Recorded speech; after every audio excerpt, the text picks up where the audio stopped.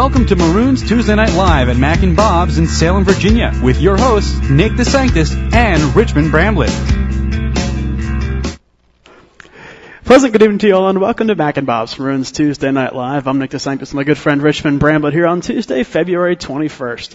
Tonight we'll be joined by women's basketball sophomore forward Paxton Gwynn, assistant coach Jim Robinson, along with head coach Susan Dunnigan, men's basketball alum Ben Betts, WDBJ7 weekend sports anchor Karen Loftus, along with Roanoke College Development Office Jack Williams, and men's lacrosse assistant coach Zach Thomas, and as always, Dave Sampson with everyone's favorite meets of the week. We're going to take a look back at some of the action that's happened over the past couple of weeks. Starting with indoor track, the Maroons were led by junior Carmen Graves with a win in the 800 meters at the Virginia Tech Challenge last weekend. After taking the lead at the 400, Graves never looked back, winning by a margin of over 2 seconds. Her winning time of 2:09.87 is a new personal best, as well as a new ODAC and school record. Graves' time ranks 7th overall in Division III history. Also performing well for the Maroons was senior Sarah Witt. In the 60 hurdles, Witt ran a season best time of 9:52, which ranks atop her ODAC competitors this season. Freshman Hope Floma ran a collegiate best time of 27.05 in the 200 meters. Her time ranks 3rd overall in the ODAC going into the conference championships next weekend. And it was a big day for Megan Tolley as the VMI relays in Lexington last weekend. The junior competed in 4 events and placed in all of them. Tolley showed how she won the 2010 ODAC hurdle title with a blazing 9.09 to win the 55 high hurdles. Less than an hour later, she placed 4th in the 55 dash. She grabbed 2nd in the triple jump with a mark of 34 feet 4 inches and was 3rd in the long jump with a personal best of 16 feet 8 inches. Looking at men's basketball, the Roanoke College men's basketball team ended their regular season on a high note, knocking off Bridgewater 80-73 at Nunninger Hall last Saturday. The post presence was the best single-game performance in the program since Curtis Perry and Aaron Tyson were here back in 08 and 09, as freshmen Daniel Eco and Logan Singleton combined for 40 points to go along with 19 rebounds. Singleton posted his 5th double-double of the season with 19 points and 13 rebounds, while Eco poured in a career-high 21. And the men's basketball team was on the road tonight as they played at Randolph College just up the road in Lynchburg in the first round of the ODAC tournament. The men split the season series, which included a 3-point victory at Per Gym on January 18th. Unfortunately, the men ended their season with a 69-62 loss to the Wildcats tonight in a hard-fought contest. Quasi Amponsah finished the game with a team-high 20 points, while Logan Singleton led with a team-high 11 rebounds. For seniors Adam Kessler and Logan Singleton, it was their final game in a maroon uniform, and the men closed the season with a 7-19 record. Taking a look at women's basketball, the women finished 8-16 overall, going 8-12 within the ODAC, facing elimination from postseason. The ODAC tournament berth on the line. The Maroons took on the top-ranked team in the conference, Virginia Wesleyan, last Saturday. With Hollins defeating Randolph-Macon earlier today, the women faced a winner-go-home situation entering the second half as they were down by 3. You had a 25-point performance from Paxton Gwynn. The Maroons upset the Marlins 63-58 to earn a bid as the 7th seed in the ODAC tournament. They beat out Hollins in a head-to-head tiebreaker, defeating them in both contests this season, and beat out Lynchburg in a second round of tiebreakers. With the win against the best team in the ODAC on the regular season, the women were able to earn the number 7 seed heading into the ODAC tournament at Thursday up at the Salem Civic Center. And we'll definitely be looking forward to that coming up. But right now, we'll be back in just one moment with assistant women's basketball coach Jim Robinson. Roanoke College, timeless and true. Smart and solid, practical and professional, making discoveries about yesterday, creating visions for tomorrow, lifted by a winning college spirit, forging lifetime friendships with professors who prepare you for a place at the head of an operating table or another bright future. Roanoke College, classic for tomorrow.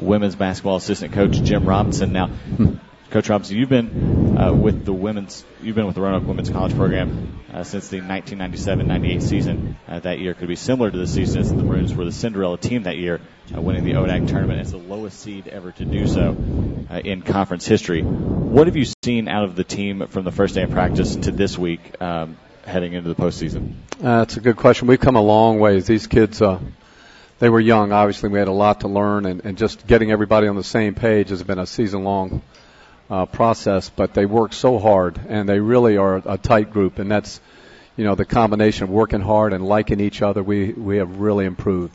It's a totally different team right now than we were first day of practice. Now, you were a successful high school coach at Northside for 14 years, where you led the Vikings to 5 state tournament appearances, including 1 Final Four and 2 state championship games. You even coached the team while also an assistant basketball coach for the Maroons. How were you able to juggle both responsibilities while a teacher at Northside? It was challenging sometimes, I have to admit, but I loved it. When high school girls played in the fall, I thought it was a great situation. We had a lot of the basketball to ourselves. We weren't splitting it with the guys, and it was a great time to come in after summer and start working on basketball. And for me, it worked out really good in that, I could go. There was about a 2-week overlap, and during those 2 weeks, I was very often going from practice to a game or game to a practice, and it was challenging, but it was fun. And the change from high school to college and back and forth was fun. It was a lot of fun for me. I really enjoyed it, and I wish the high schools still played in the fall. I thought it was a great situation. Sorry that they changed it, but things change. Was the transition in the game different from college to high school in terms of coaching? The biggest transition is the 30-second clock. I really enjoyed the 30-second clock. I think it adds a neat element to the game, and I kind of wish high schools would go to it. But from what I understand, the biggest obstacle is just getting enough technology and people to manage it, and have a backup system for when it goes down. But I think the girls would love it. I think it, like I say, I think it adds, it makes the game a little faster, and I think it's a neat part of the game that I wish the high schools could consider. Now, you've been here for the last 15 seasons now, seeing some great individual and team performances from Roanoke basketball program. What are some of the most memorable games and moments in your coaching career with Roanoke? Yeah, we've had a bunch of them, and sometimes it's not the biggest game. Sometimes it's just, when you see a team come together, and obviously the year we won the ODAC, we all came together right at the right time, and we won the championship with 3 blowout wins. That was a lot of fun, and that was the first time those kids had ever run my offense, and I was really pleased that they were able to figure it out. This year, different situation, but some ways similar in that, we started behind and had to kind of get together, but the win over Wesleyan this past weekend, where we had to win to get into the tournament, and if you just look at our wins and loss record, you'd think, not a very good year, but we don't look at it that way. We look at it as how far we've come, and these kids really have played their way in and earned what they've gotten. So this past weekend, the win over Wesleyan and the circumstances around it was going to make that one of my favorite wins that we've ever had. You could tell as the girls came off the court how excited they were. Did you share in that celebration with them as well? We went in. I think a lot of them probably knew that Hollins had upset Randolph-Macon, and they didn't know it during the game. So some of us on the bench knew what was going on, but our game was so close. It could have gone either way against a really good Virginia Wesleyan team. And, we didn't want to say anything about it to add more pressure to the situation. But when it worked out and we made the big plays down the stretch, I think they realized we had come so close a couple times before against Guilford and against Eastern Mennonite. We'd played, so well and just hadn't been able to make the big plays, late in the game. And this particular game, we were able to make the plays, with the game on the line. And to be honest, I think of all the years I've been here, it's the first time we've ever gone into the tournament coming off a win that big, in the regular season. So because of it, our practices have been really good. Our kids are really excited. Tonight we had one of the best practices we've had all year, and I really enjoyed watching what they did and how they create and their camaraderie, and they've come a long ways. Now, with such a depleted roster this season, it's had to have been tough. It's had to have been a tough job to get so many freshmen, 6 of them, on the floor and expect them to be all on the same page and work together. with just one senior who came back after being off for 2 years and having another senior who was injured twice in the season and ended up not being able to play with Nikki Moetz, and only one junior on the current active roster, how have you been able to manage those practices and teach the underclassmen that system? You know, the best part about this team is how hard they work. I mean, one of the best practice teams we've had since I've been here, and we've had other good practice teams, don't get me wrong, but it was a year of constant adjustments. You know, we started the year without Nikki because she was still, coming off an injury.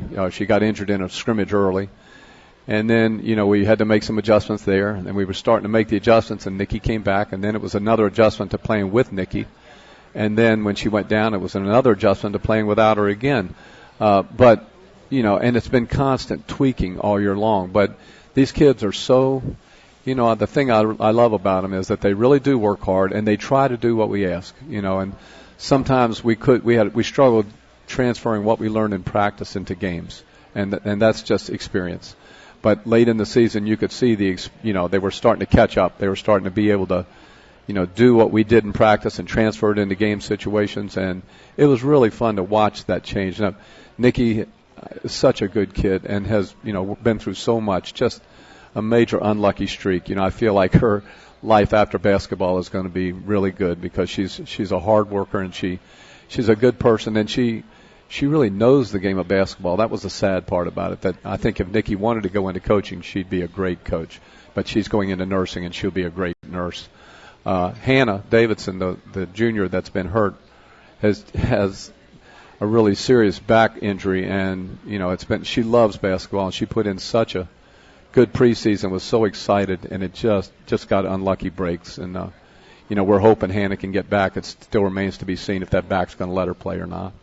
Okay. But the freshmen have been awesome. I mean, I love them. Well, Coach, good luck this Thursday in the big matchup, and again, congratulations on the win against Virginia Wesleyan this past weekend. Thank you very much. Thank you for coming on the show. Thank you, big guy. We'll be back in just one moment with women's basketball player and sophomore Paxton Gwynn. We'll be right back. Mac and Bob's opened for business in 1980. Over the years, we've grown from 10 stools to a full-service restaurant that seats 330 people. Now we invite you to come try our new breakfast menu, featuring sweet potato pancakes, eggs Benedict, omelets made to order, stuffed French toast, homemade sausage and gravy biscuits, and much more. Open for breakfast Monday through Saturday at 8 a.m., Sunday brunch 10 a.m. till 2. See you for breakfast at Mac and Bob's in Salem. For information or schedules on Valley Vision TV programs, visit us on the internet at valleyvisiontv.com. Remember, you're watching the Valley's only true local network, Valley Vision TV, Comcast Channel 7.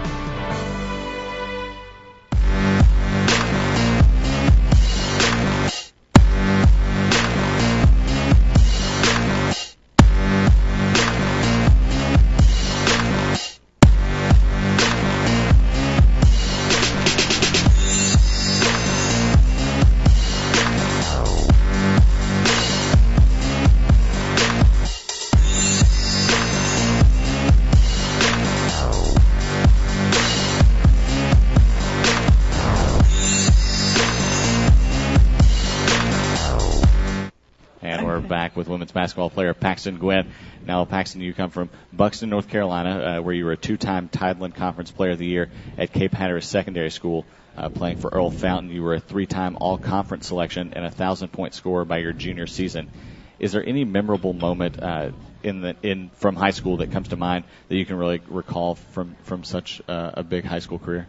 Yeah, the game that stood out to me most was my senior year playing Manio High School, our rival, which led us to the Elite Eight, playing in the state playoffs. And another game would be a 43-point game I had against Crestwell High School.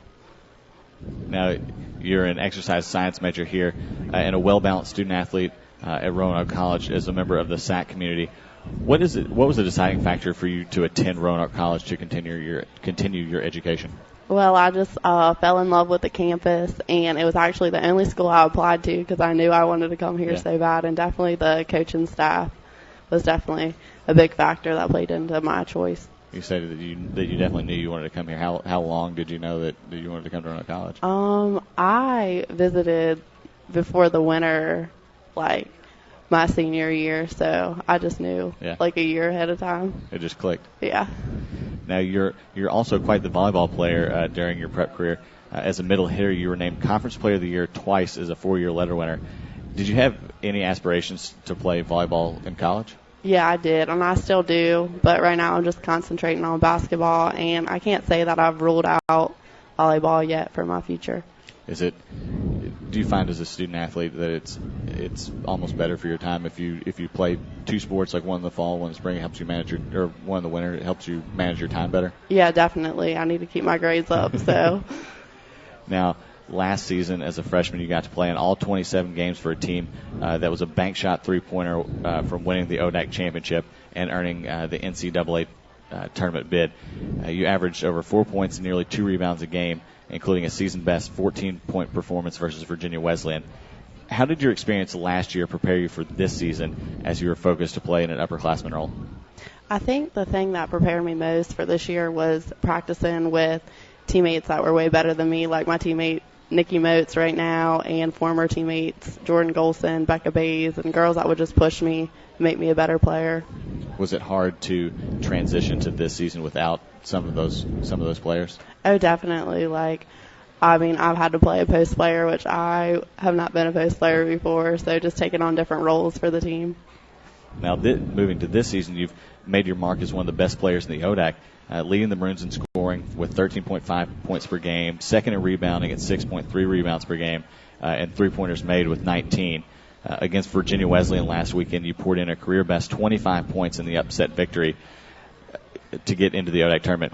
What was the best win you've been a part of at Roanoke so far? I'd have to say last Saturday was the best win.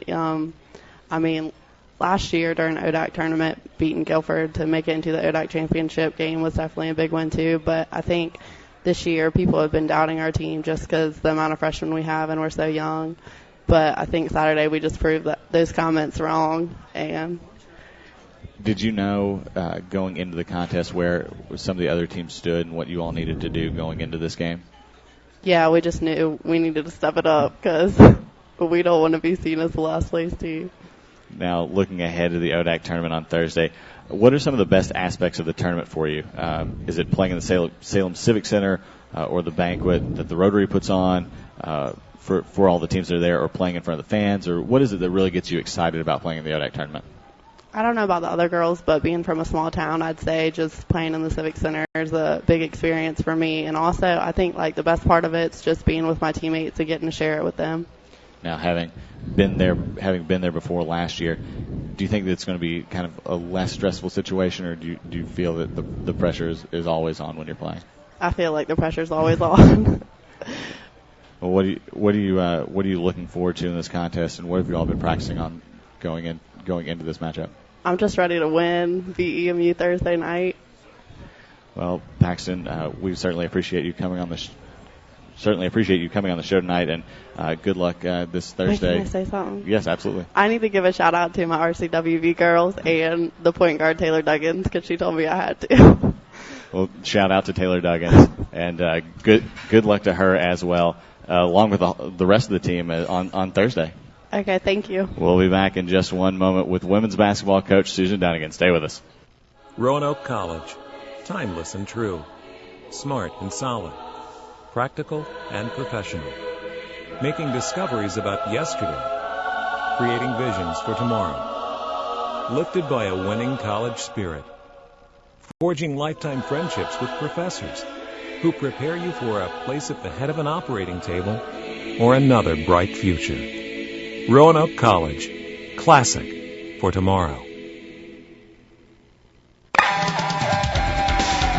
Be sure to catch Roanoke College sports on Valley Vision TV, Comcast Channel 7 in Roanoke, Salem, Botetourt, Lexington, and Blacksburg. Brought to you by Mac and Bob's, Main Street, Salem. For programming information or schedules, go to valleyvisiontv.com.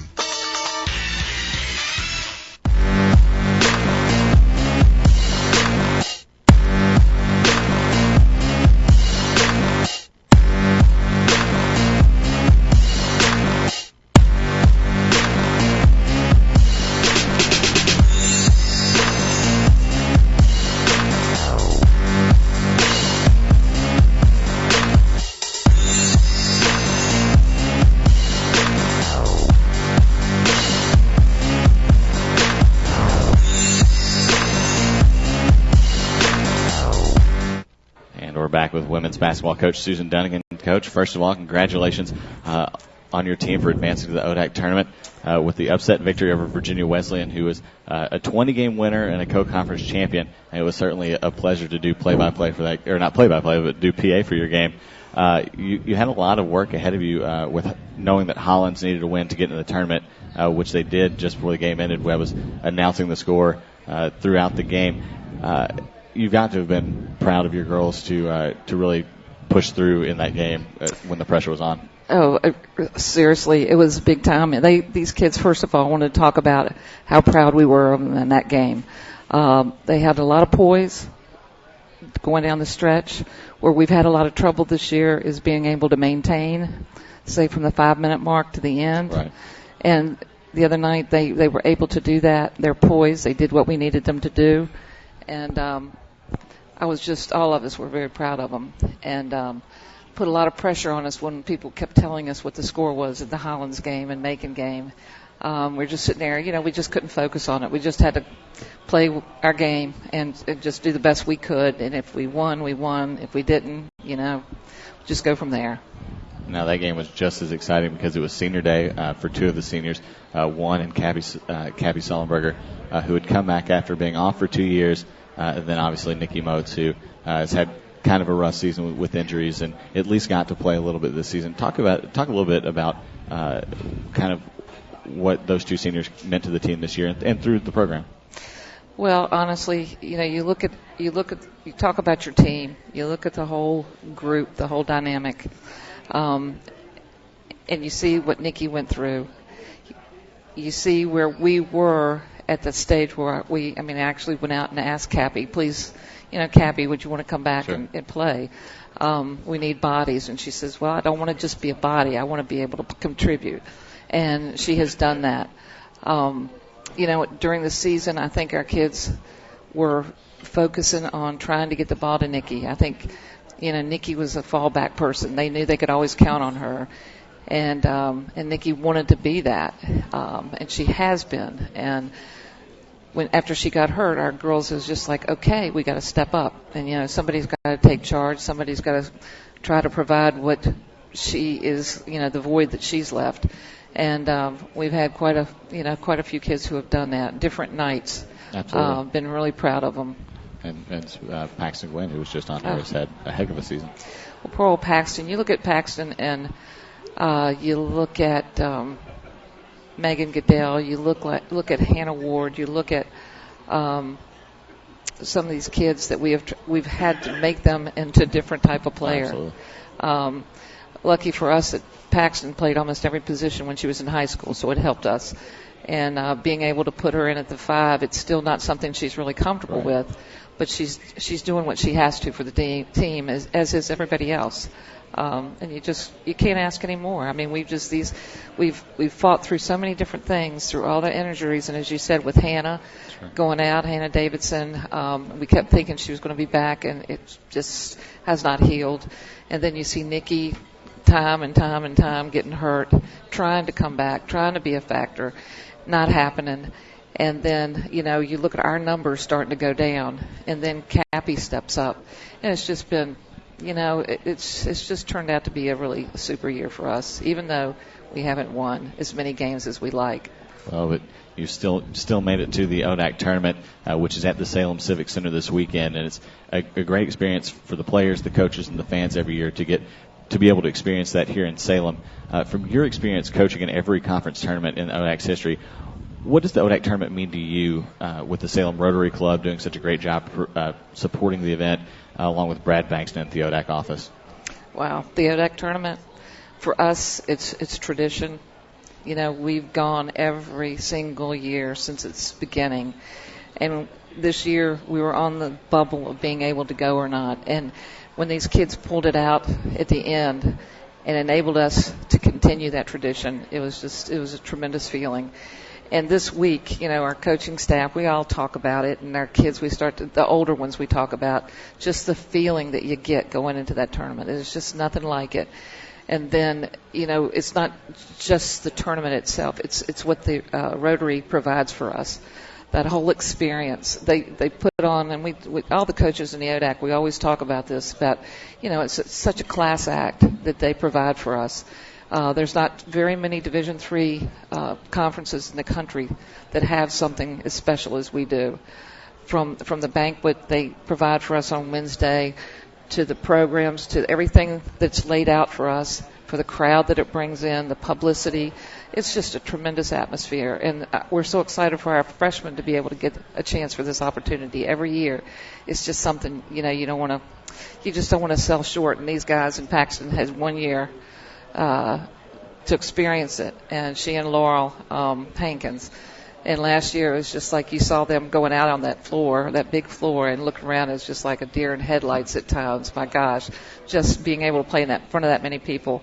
But it's just truly amazing, and we hope that we can keep this rolling. Now going back to the Virginia Wesleyan game for a second, knowing that the team has been every single year to the ODAC, do you think that may have given the team a little push, a little extra drive in the game, especially playing against one of the top teams in the conference? We talk about it, but we didn't really talk about it. We might say for us to get into the tournament. We haven't made a big deal out of it being the tournament. What it really means to all of us. They're going to start learning what it means to be. But I think these guys, every game they have played so hard. They have worked so hard, and there are only maybe two times that I can think of that we were not really pleased with their effort. Other than that, they have been tremendous, and they have gotten better. And that's all we ask them: get better at each game, each practice, and it's all starting to fall into place. Coach Rob has worked so hard on the offenses, and these kids are starting finally to understand it and put it together. And our defenses are is doing really well, but it's just, at this point, this is all we've been trying to sell to them. And now that we're here, now we're going to try to focus on that tournament. Absolutely. Now it's going to be an exciting game as you play Eastern Mennonite in the ODAC quarterfinals on Thursday, February 23rd at 6 p.m. This will be another, again, a very tight matchup as you lost 45-44 after a Royals bucket with 14 seconds left to seal the win. What can we expect from your team coming up against Eastern Mennonite? Going to expect the same things that you have seen, and it's going to be a lot of fire, a lot of hard work, a lot of desire, and a no-quit attitude. They want to go, they want to win, they want to beat them, and because they know they can, And I know Eastern Mennonite, they're not up there in the top. What are they? They're tied for first, right? I think, and they're not up there for nothing. Right. They're there because they're very good. So they're not going to back down because they want to move on. So it's going to be a battle, no doubt in my mind. But it'll be a great game. People need to come out and support us. Definitely a lot of heart in this team as well. Yes. Well, Coach, again, the game February 23rd on Thursday at 6 p.m. at the Salem Civic Center. I'll be there, and hopefully everybody else will come out. We certainly hope to see you there. Coach, good luck. Thank you, sweetie. It's good to see you again. Good to see you. All righty. We'll be back in just one moment with our special guest, Karen Loftus. Mac and Bob's opened for business in 1980. Over the years, we've grown from 10 stools to a full-service restaurant that seats 330 people. Now we invite you to come try our new breakfast menu, featuring sweet potato pancakes, eggs Benedict, omelets made to order, stuffed French toast, homemade sausage and gravy biscuits, and much more. Open for breakfast Monday through Saturday at 8 a.m., Sunday brunch 10 a.m. till 2. See you for breakfast at Mac and Bob's in Salem. If you would like to sponsor this program or advertise on Valley Vision TV, call us at 540-397-1051 or email to sales@valleyvisiontv.com. Remember, you're watching the Valley's only true local network, Valley Vision TV, Comcast Channel 7.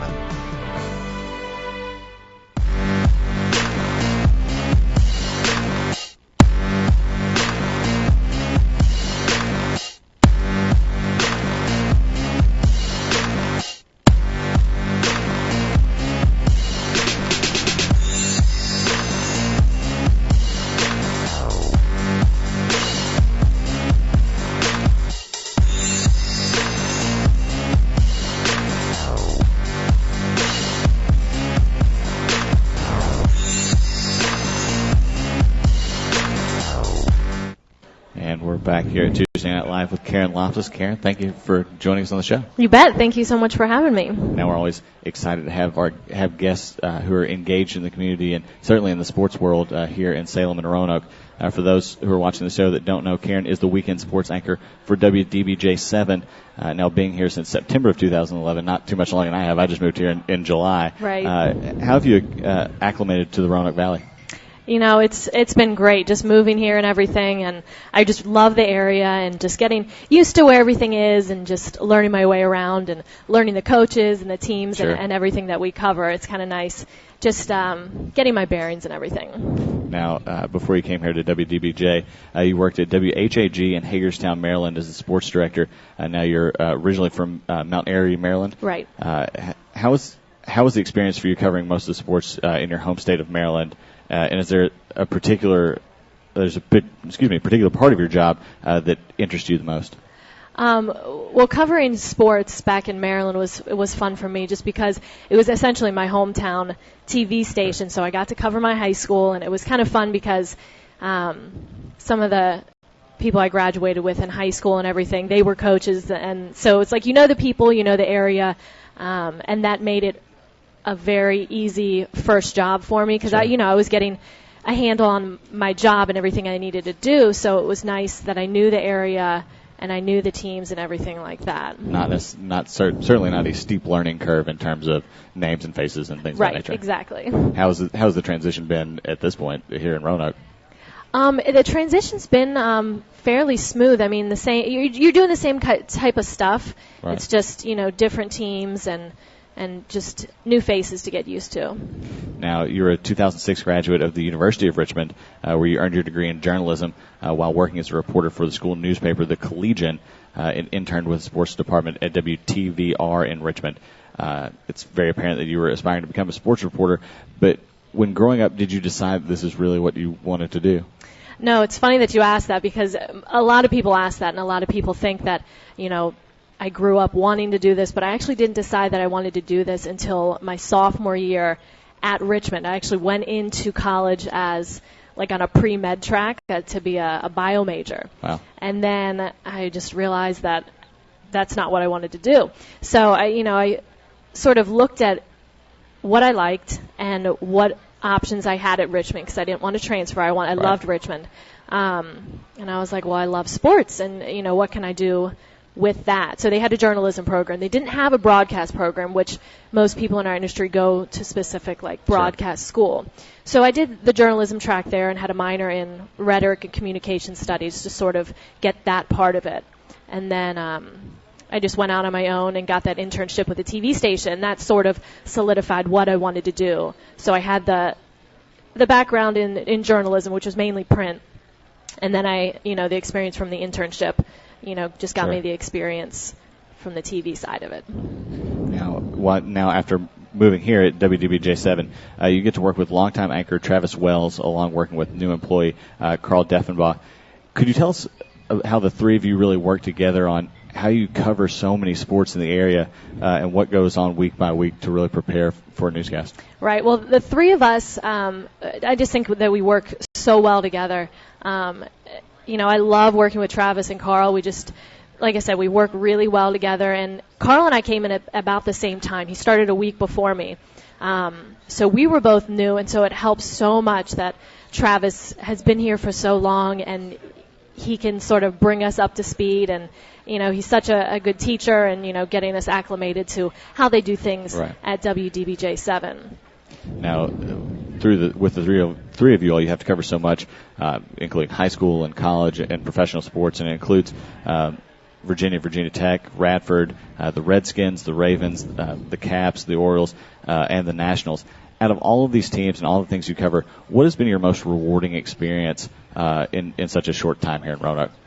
I was trying to think of, an answer to this one, and I've covered so much fun stuff. I absolutely loved covering high school football. That was so much fun. But I think the best experience I've had so far was going down to New Orleans for the Sugar Bowl. To cover Virginia Tech. I mean, it was just an amazing experience to get to cover, not only a bowl game, but just, a BCS bowl game, and it was Virginia Tech. And, it was just an incredible experience to go down there and just, have all the live shots and just the crew that we had down there. It was just an amazing experience. So that's far and away the best thing that I've gotten to do.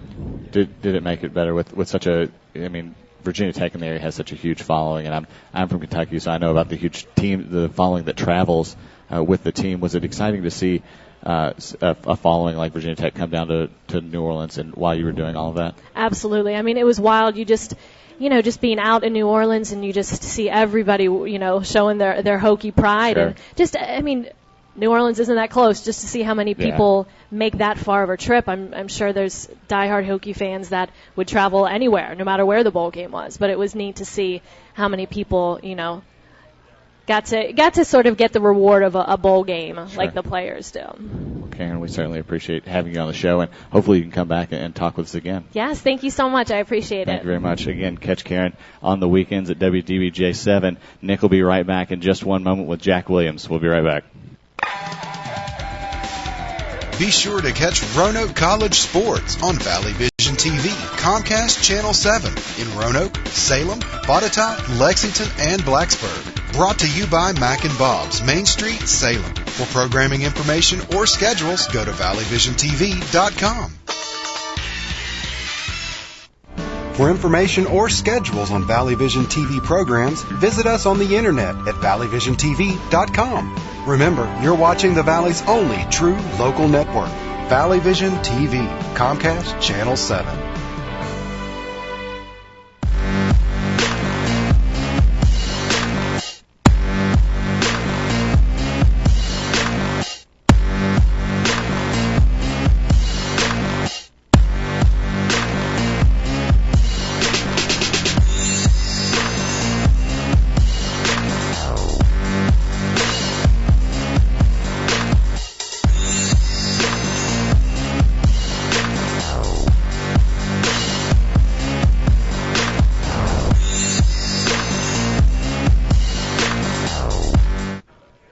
Welcome back to Mac and Bob's for Tuesday Night Live. I'm joined now with Jack Williams of the Resource Department here at Roanoke College.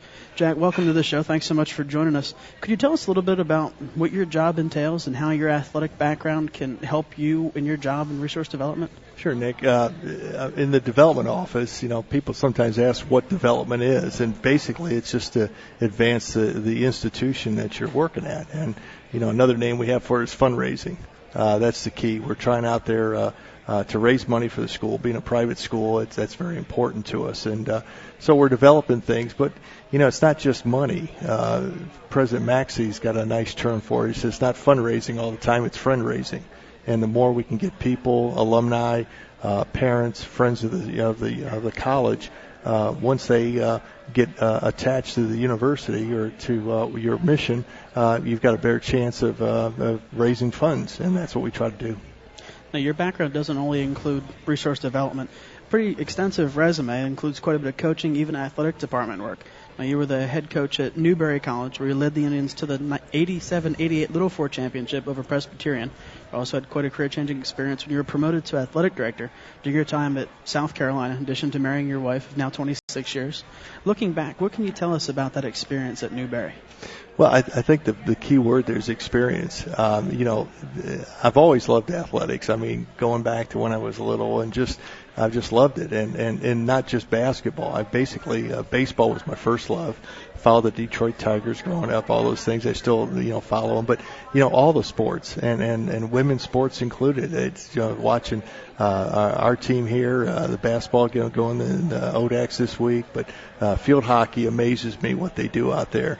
Lacrosse, volleyball, soccer. It's just fun to watch. So I've always had a passion for all sports. So when you're dealing in sports, there's relationships. And you, as a coach, you try to develop those relationships and get that experience and try to get them connected to your program. So I think what I'm doing is basically the same thing here. I'm going out talking to alumni, get them to stay connected to their school, and also to see what's happening with the athletic program. So it's a great way to get your foot in the door. And you also have a very unique relationship with a member of the Roanoke College coaching staff, as you were on the coaching staff with Paige Moyer's father, Charlie, down at Virginia Tech. You even had the chance to coach Paige. Can you tell us a little bit about how he and his dad had helped influence your coaching career? You have a lot of coaches. For any time a coach where you played, and my high school coach was great. My college coach, people I've worked under, but Coach Moyer, when I came to Virginia Tech, I was getting my master's, and the basis of my master's project was if I started a program from scratch, what would I need to do? So when I worked for Coach Moyer I'll use Charlie in this so I don't get him confused. But when I worked for Charlie at Virginia Tech, I would just pick his brain all the time. What did you do here? Why did you do this? How do you do travel? What's the way? How do you pair guys up on the road? Things like that. And that was great. Just the overall, he had such an impact on me in forming my coaching philosophy. And not to mention the offense and defensive keys as far as shaping your philosophy that way. So from Virginia Tech, then I got my first head coaching job down in Newberry, South Carolina. And, it was great basketball down there. They had the past two national champions in South Carolina at that time. And it was very good basketball. And Newberry had the number one team in the country back in '76. And they reminded you about that with the big banner in the gym when you were coaching. And we didn't have a lot of success, but we built on it, and we developed some really good relationships with some people down there, and I stay in touch with my team players and a lot of the fans that used to come out and support us. Now, prior to Virginia Tech, you served as the assistant basketball coach under your college coach, Bob Hamilton, up in Annapolis at the Naval Academy for 3 years. Roanoke Athletics Director Scott Allison speaks of you very highly as he was the soccer coach at the Naval Academy. What was it like living and working with the young Navy cadets? Well, it was a great experience. First of all, you're with the cream of the crop there. These are our class guys. These are our leaders. These are ones that, are protecting us, and it's very important to them. You and I were talking before off camera, but the key on that, getting a kid interested to come to the Naval Academy, it's not just looking for good basketball players, but you got to find the guy that can look past that, and there were some great things with the academy, and I met some great people, some great relationships. I was there at Navy when Gary Williams was at American University just starting out. Lefty Drizel was at Maryland. John Thompson was at Georgetown. We played those guys. And, of course, a guy we saw every once in a while was Mike Krzyzewski up at Army. He was there at that same time. So it was great to meet those people and watch them play at the same time because, when you're young, you're looking at things, not just what your team's doing, but what the other teams are doing. Now, off camera, you had mentioned to me something that I didn't even realize with a brother going to a service academy is that once you go ahead and get your physical that you're interested, your name's in the pot.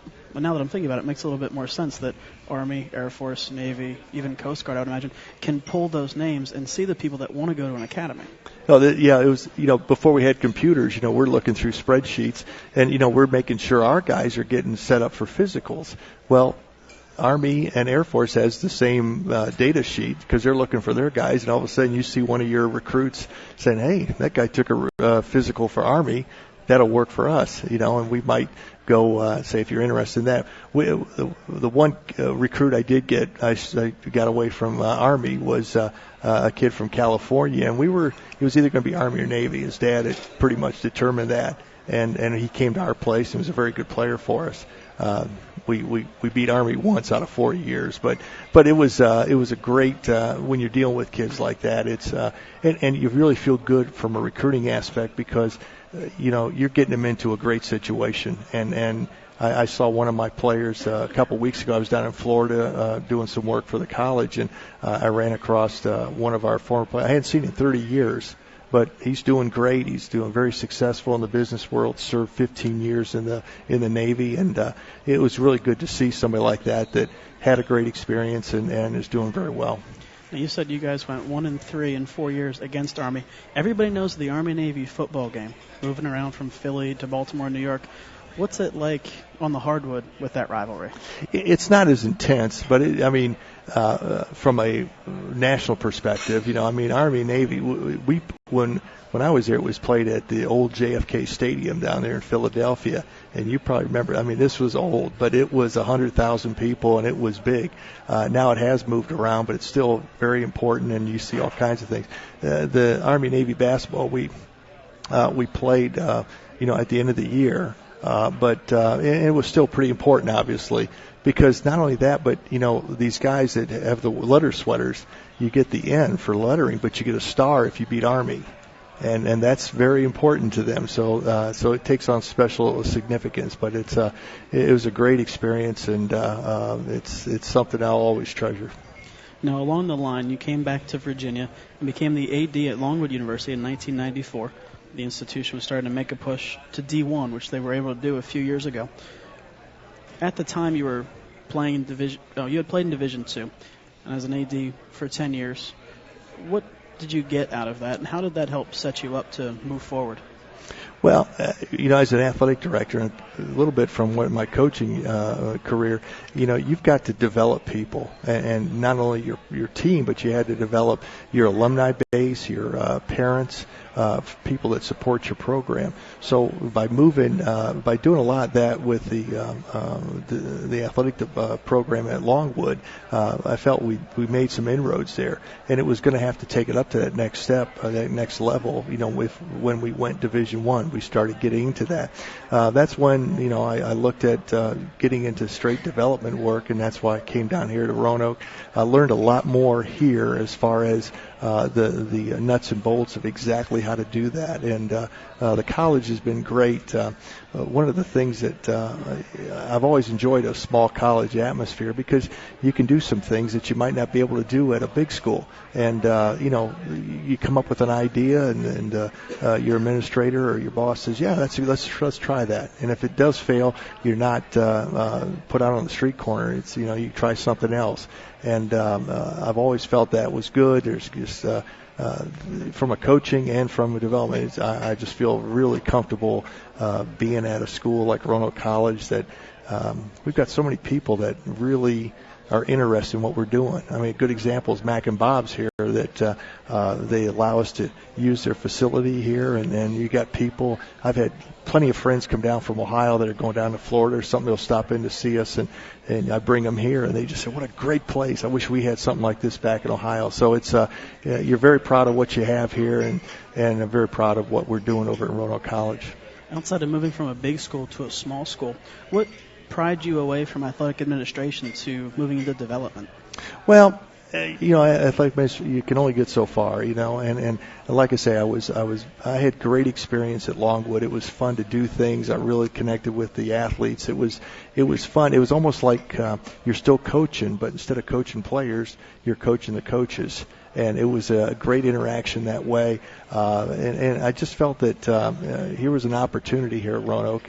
And Charlie Moyer and Paige Moyer were very instrumental in getting me down here, and came down, interviewed, and it's been a great relationship. I've been here 12 years, which as a coach, I was never anywhere for 12 years. It was either by choice or you wanted to move someplace else. So I've really enjoyed being here and watching the school develop, using the word development again. But we're progressing. We're moving in a great direction under President Maxey, and it's very exciting, some of the things that we're doing here.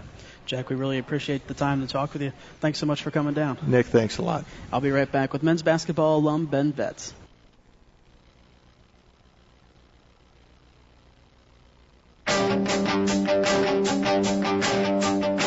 Roanoke's a great blend of academics, social life, athletic excellence, and a great small college town feel. And in the Valley, we have a great venue for our students to live and learn off campus, as well as have some of the finest faculty in America, some of the finest coaches and facilities, and fans here at Roanoke College. So it gives our students an opportunity to be a part of a larger community where they can get experience as internships, working for alumni. And one thing that we must sell, because we're very unique, the outdoors, the mountains, the rivers, the streams. There's something for everybody.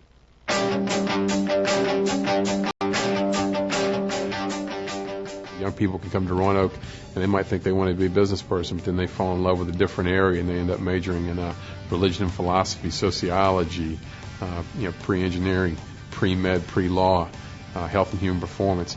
There's something for everybody academically. Well, 28 seasons of coaching in college basketball, both as an assistant and as a head coach here at Roanoke, I've developed a philosophy that we want to be the tempo setter. We want to set the trend. We want to be an up-tempo team that pressures 94 feet, a team that can also play good basketball in the half court. We pride ourselves on being a smart team that plays well together, a team that shares the ball and shares responsibility for winning and losing, and a team that follows in the great championship traditions that we've had here at Roanoke College in past seasons.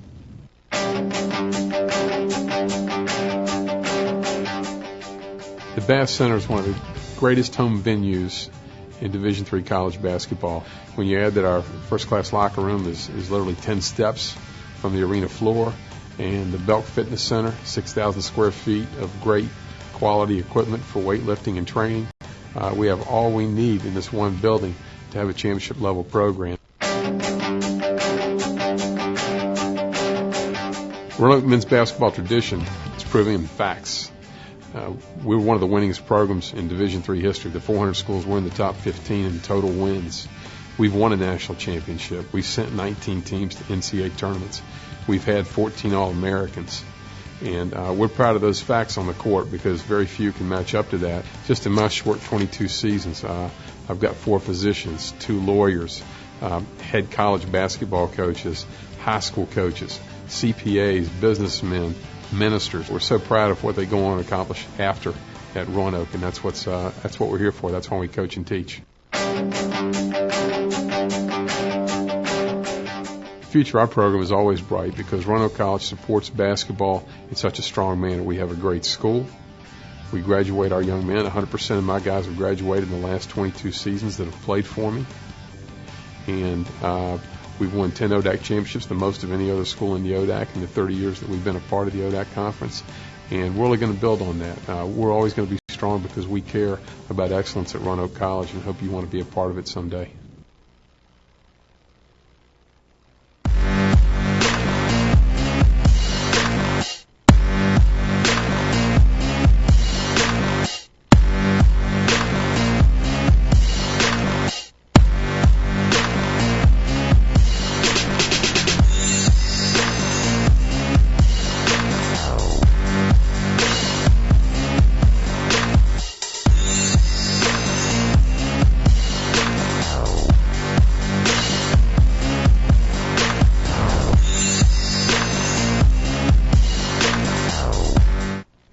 Welcome back to Magabobs. I'm joined with Ben Betts. How you liking the shorts? Make sure we take that slide and burn it. You don't still run around in those? No. All right. I'm back with Ben Betts. Ben, you were a 4-year letter winner for the Maroons basketball program from 86 to 1990, playing on the 87 ODAC championship team, which got a berth to the NCAA tournament. Can you tell us what it was like your freshman year coming into preseason practices through the postseason, being a part of the 7th straight ODAC championship? I'll tell you what, coming out of high school and coming in here as a freshman, it was a great experience. I was very familiar with a lot of the guys that were already here in the program, like James Penix, Greg Preston, Charles Small, Adam Pryor. So those guys did a heck of a job of just kind of leading the way and kind of giving me an understanding as to what it was really all about as far as being a part of the program. Now, you came to Roanoke from Madison Heights, Virginia, starring at Amherst High School, where former teammate James Penix, the class of '88, went as well. When you were looking at schools, what brought you here to Roanoke? Well, certainly academics were a big part of it, certainly with my parents, my mom being in education. Certainly the academic part was huge in making the decision, but also with Roanoke, they had a great basketball program, and also it was close as far as my family being able to come and support me in my games, and so it just seemed like a real good fit. Now, since you graduated back in 1990, you coached at VCU, South Carolina State, as an assistant and head coach, College of Charleston, the most recent position with Jeff Capel at Oklahoma. When did you decide that you wanted to take on coaching as a career? You know, it was interesting because as I got late in my senior year here at Roanoke, that's when it probably got the idea or the concept to get into coaching really kind of got into my mind. And at first I was going to maybe coach high school ball and go back and teach, but I really got the bug to coach, so to speak, and it was about that spring, and certainly I started exploring opportunities to get into different programs to, kind of get going with coaching, especially as a graduate assistant position at the time. Now, you have a successful coaching career, a 51-39 record as a head coach at South Carolina State, good mark in conference as well. You got your master's degree while being an assistant coach for 6 years there coming out of school. You spent nearly a decade with the Bulldogs program, 22-8 record in 95. Could you tell us a little bit about your experience at South Carolina State?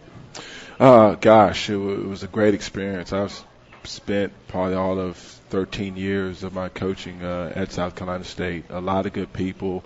South Carolina State has a very good program as far as basketball is concerned, even in other sports, but it was a great experience both for me as an assistant and also when I returned back there as a head coach. It was a great experience, and because I got a chance to get back with a lot of people that I had met, worked with before, and it was huge for me personally in my coaching career, and so it was a great experience.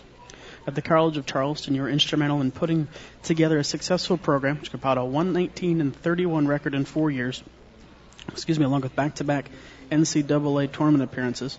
Biggest win was an upset over number 3 North Carolina in 99, en route to an undefeated conference record, finishing the year ranked 16th in the country. Would that upset be the most significant victory in your mind? I tell you, it really certainly ranks right up there, either the top 3 or in the top 5. I mean, certainly when you're playing a team or against a program like the University of North Carolina and you're fortunate enough to get a win, certainly it's going to kind of stick out in your mind. But that was a fun game. A lot of guys were very, very excited after the win, and with my former coach at the time was Coach Kress. So, yeah, it was a big win. At Oklahoma, you helped the Sooners to back-to-back NCAA tournament appearances. Had the opportunity to coach LA Clippers All-Star Blake Griffin. What was that like? Oh, wow. Blake is a very unique individual in the sense of, of course, you get a chance to see now how talented he is and how athletic he is, but people probably just don't realize how hard he worked. And as a coach, to see an individual work that hard and to kind of get a chance to see the payoff, which is now for him, and you kind of put it all together, and you kind of go, wow, because he's done it the right way, and now he's in a position which certainly, he's one of the top players in the league now. And so that was a unique experience, one I'll certainly never forget, having the opportunity to work with him and to coach him and to be around him and see how hard he works. And also he's a great kid. He's done it the right way. Did he ever put on any type of shows at practice? Yes, definitely. It would be things in practice that, he would do, and like coaching staff would kind of take a look at each other and go back to practice, but yet then he would do some things in games that were phenomenal as well. But certainly it was a joy because every day in practice you knew you were going to see something sensational. Now at Oklahoma, you went to an Elite 8 appearance back in 2009, in addition to reaching 30 wins, really helping along the way with improvements throughout the program. Coming from South Carolina State to VCU to Oklahoma in the Big 12, what do you think is the biggest difference coaching at a major Division I school? Well, not only maybe the talent level, but you get a chance to see how skilled guys are, especially bigger guys. And so even like a guy like Blake, if you take him for an example, he's 6'9", and he's about 240, but yet to see how skilled he is. And but also the athleticism. So the game is faster. All the kids on the floor are more athletic, faster, more speed. So the game is just played at a different pace. And also kind of the level of players for how hard they play. At your time at Roanoke, your 4 years here, is there one game that stands out to you throughout your career? Always WNL. That was kind of the game that always stood out in my mind. It was a big rivalry at the time when I was here. And so whether you went up there and played or whether they came here, it was a game that certainly got great crowds. And it was a fun game, a competitive game, a lot of emotion, intensity. So certainly the WNL matchup was one of the keys. Ben, thanks so much for taking the time to join us. We really appreciate it. Thank you. Thanks for having me. I'll be right back with men's lacrosse assistant coach Zach Thomas. Roanoke College. Timeless and true. Smart and solid. Practical and professional. Making discoveries about yesterday. Creating visions for tomorrow. Lifted by a winning college spirit. Forging lifetime friendships with professors who prepare you for a place at the head of an operating table or another bright future. Roanoke College. Classic for tomorrow.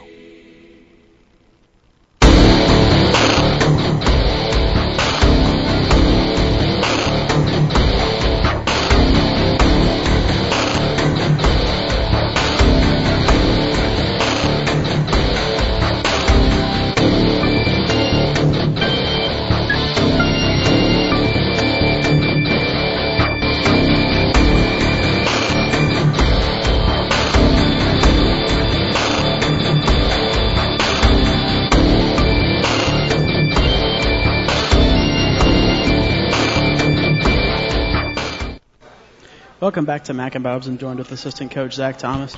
Zach, your team opened the season ranked number 2 in the USILA poll, the highest rating ever for the program in Division II, Division III era. How does it feel to be ranked as one of the top 2 teams in the country? It's definitely a great honor being ranked as high as we were. I think a lot of it had to do with how well our team did last year. So we've just been really stressing to the guys that we have to put in as much work, if not more, in order to keep that ranking. Well, the snow on Sunday created really an interesting situation on the field. As you can see, blanketed in snow. It was tough to see for us. I can only imagine how cold it was down the sideline. What kind of issues does that kind of situation create for the players? The game was crazy. I've never played in anything like that ever before, or seen anything like it. But I think the biggest 2 issues were visibility and guys keeping their footing. But we were lucky enough. Charlie Pease, he saw the ball better than anyone else on the field, I think. And as far as footing went, we put the ball in the sticks of our guys with good footwork, our quick guys. So Mike Hayden and Drew Bracken did a good job for us there, and we're able to come up successful in that way. Now, through the weather, your team was still able to come up with a 12-6 win. Can you take anything away from a game that's slowed down and forced to be sloppy because of the weather?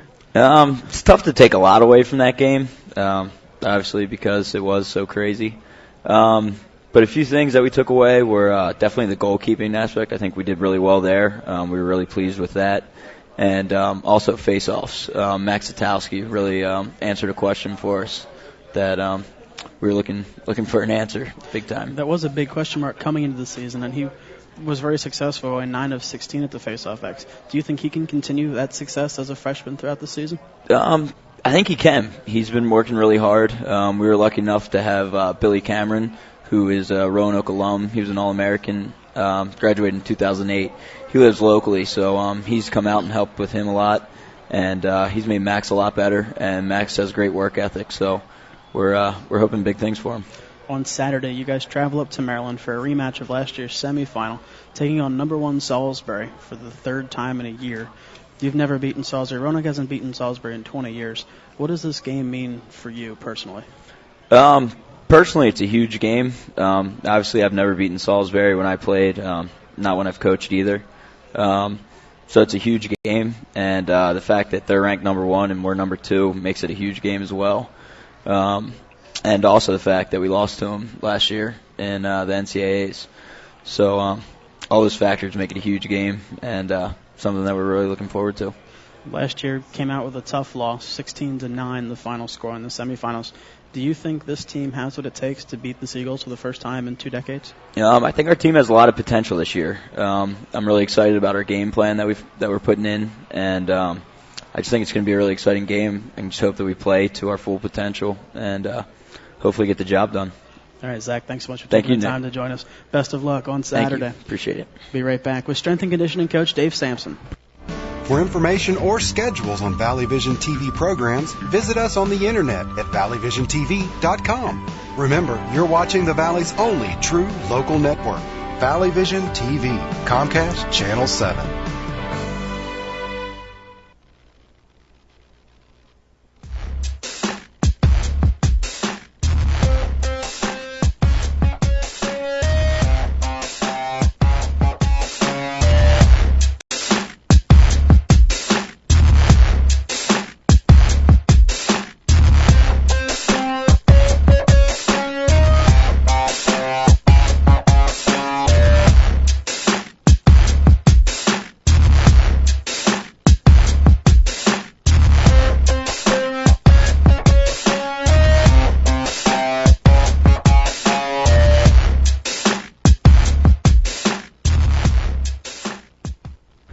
Welcome back. I'm joined with strength and conditioning coach Dave Sampson.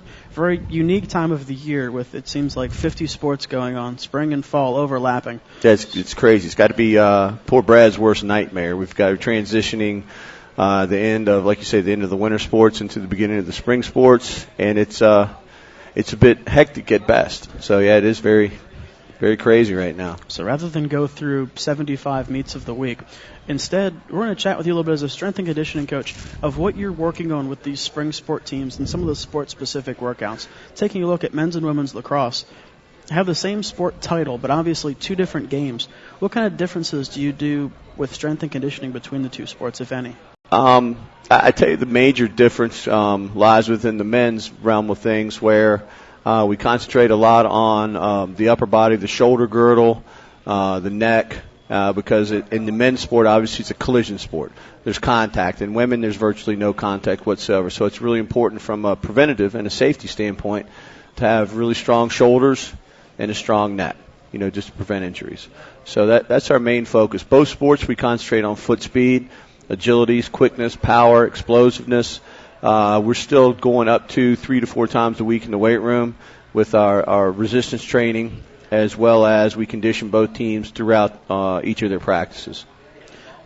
Looking at the sports that are going on in the diamond, baseball and softball, what have you done to work with those athletes to try and help better themselves as the regular season gets started? Not totally unlike lacrosse, but those two are very similar sports. They require short, powerful bursts of energy, whether it's going after a ground ball, going after a fly ball, running the bases, stealing a base. All those are virtually power sports. So we do a lot of work with plyometrics, explosion, working on our core strength, as with lacrosse, because every time we swing the bat or throw the ball, we use our core, we use our hips, and we use our legs. That's where we really generate all of our power. So that's what we focus on in the weight room. Now, Adam Scaff and the golf team are gearing up as well. I've been working on my golf game a little bit. What can I do along with the golf team to try and get some more distance on my drive? Well, you can take one of two approaches. You can take the Tiger Woods approach, which is getting in the fitness trailer out on the PGA Tour. He does a tremendous amount of shoulder, back, forearm, wrist, core, hip, and leg work, and he generates a phenomenal amount of power. Or you can take the John Daly approach and crack a couple cold ones, maybe eat some pound cake, some Twinkies, or just go to the K&W and graze for a couple hours. So I leave that up to you. Me personally, I go with the Tiger Woods approach. That sounds like a better option. Yeah. Now, men's and women's tennis is starting up as well. Picked, I believe, both fifth in the ODAC preseason polls. What can they do? It's obviously not just an upper body sport. It's not. And I think I'll say this to the tennis teams because I mean this in good spirit. Those two of the teams that probably hate me the most right now because they've worked with me quite extensively this year and really haven't done a lot of work with me in the past. So there's a bit of a there's not much of a power struggle. There's a bit of animosity there, which is fine. That makes me feel good.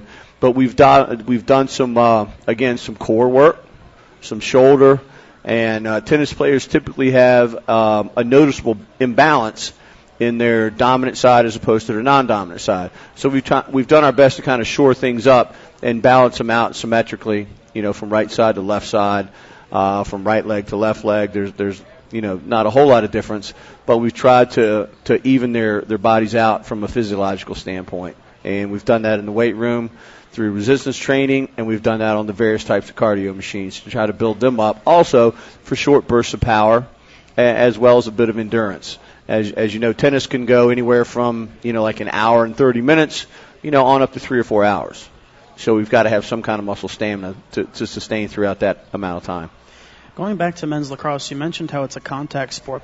One of the rule changes with the NCAA, we saw it a little bit in the NCAA tournament last year. The NCAA wants it implemented full-time now, is any hit to the head is ruled as an illegal body check with 1 minute of a non-releasable penalty. Right. As opposed to in the past where if you got a penalty for it, it was releasable. What are your thoughts on the rule change and the NCAA trying to make the game safer? Well, I'm all for it. I know Coach Pilot and Coach Thomas and the rest of the guys are, simply because the lacrosse helmet that the guys wear from the youth levels on up to the Division I NCAA levels, it's it's not a great protective helmet.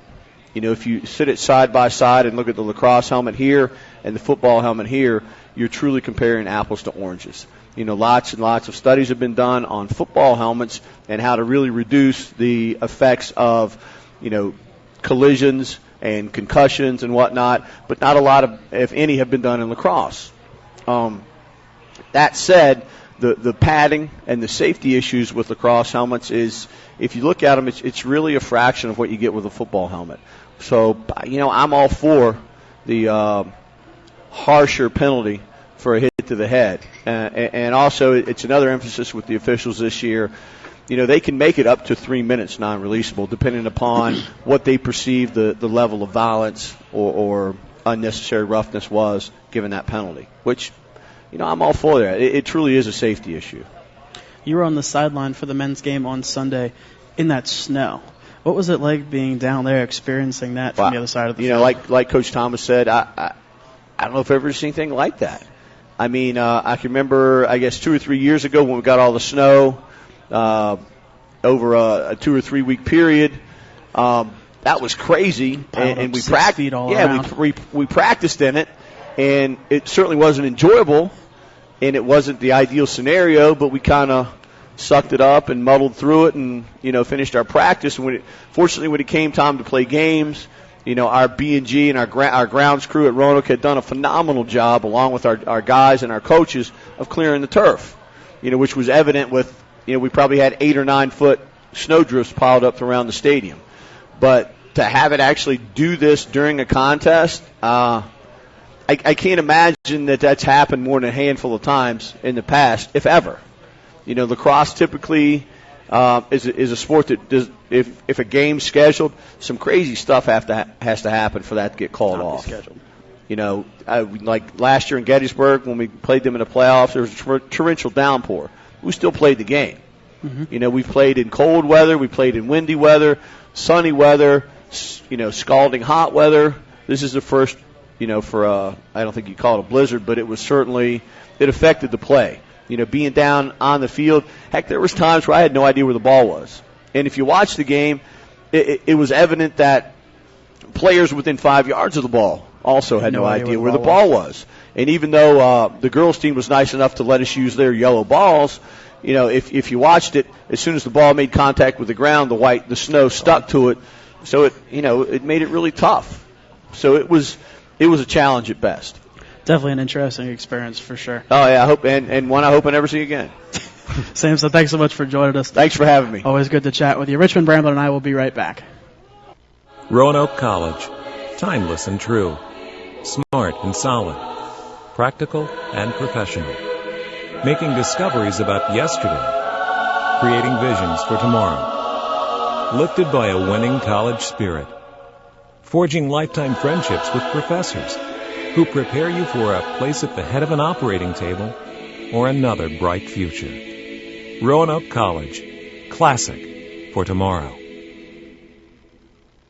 Mac & Bob's opened for business in 1980. Over the years, we've grown from 10 stools to a full-service restaurant that seats 330 people. Now we invite you to come try our new breakfast menu, featuring sweet potato pancakes, eggs Benedict, omelets made to order, stuffed French toast, homemade sausage and gravy biscuits, and much more. Open for breakfast Monday through Saturday at 8 a.m., Sunday brunch 10 a.m. till 2. See you for breakfast at Mac & Bob's in Salem. Welcome back to Mac & Bob's. Richmond Bramblett, Nick DeSanctis. Recapping now men's lacrosse. We'll take a look at baseball as well. The men's lacrosse team, ranked number 2 in the country, defeated St. Mary's 12-6 in their season opener on Sunday in the middle of the snowstorm that we've been talking about all show. Originally scheduled for 2 p.m., the game was pushed up to noon due to the weather. Really didn't look like it did a whole lot. The grounds crew was basically by committee. Featured Maroon Club Director Joe Presser and Athletic Director Scott Allison, along with Athletic Coordinator John Farmer and Bill Martin of Buildings and Grounds, right there clearing the snow. So the game would continue. We really appreciate their efforts. Roanoke picked second in the country according to the USILA Division III coaches poll. The program is now 34-10 all-time in season openers, winning their 4th straight Maroons were led by Rich Lackland with 4 goals, while Jeff Keating led the team with 3 assists. The baseball team had a solid weekend, sweeping a doubleheader against Maine Presque Isle last Saturday with scores of 9-5 and 7-1. This was also pushed up from what was originally scheduled on Sunday due to the snowstorm coming in. They fell to Ferrum 3-2 last Friday, who are now 4-1 on the season. On Monday afternoon, the Maroons traveled down to Bristol in a non-conference doubleheader at Virginia Intermont. They defeated the Cobras 14-10 in the first game and were victorious in the second game as well. The baseball team is currently 4-5 on the season and is riding a 4-game win streak heading into ODAC play. Looking ahead, women's basketball will take on the second-seed Eastern Mennonite on Thursday, February 23rd at 6 p.m. at the Salem Civic Center as part of the ODAC tournament, the ODAC quarterfinals. Maroons fell to the Royals 45-44 at the Bass Center on February 4th.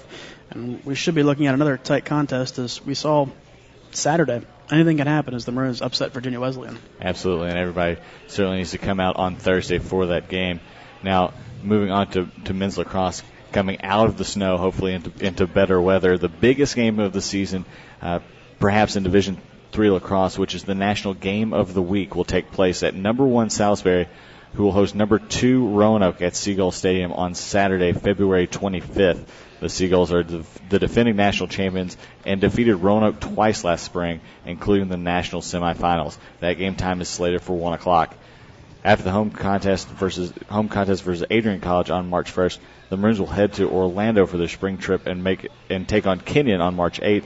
They will close spring break with a Sunday contest versus Dickinson on March 11th, which begins at 2 p.m. Dickinson currently ranked number 3 in the nation. Roanoke at number 2. Right now it looks like number 2, number 3. We'll see what happens this weekend. And then again with Adrian. Still some time off, but it's interesting to look at now. Looking ahead for baseball, the Maroons will host Alvernia out of Pennsylvania, non-conference doubleheader on Sunday, February 25th, starting at noon at Kiwanis Field. Then they will travel to Avert, who's 5-1 on the season, and a midweek game at Danville, starting at 2 p.m. Baseball team will spend spring break in Myrtle Beach.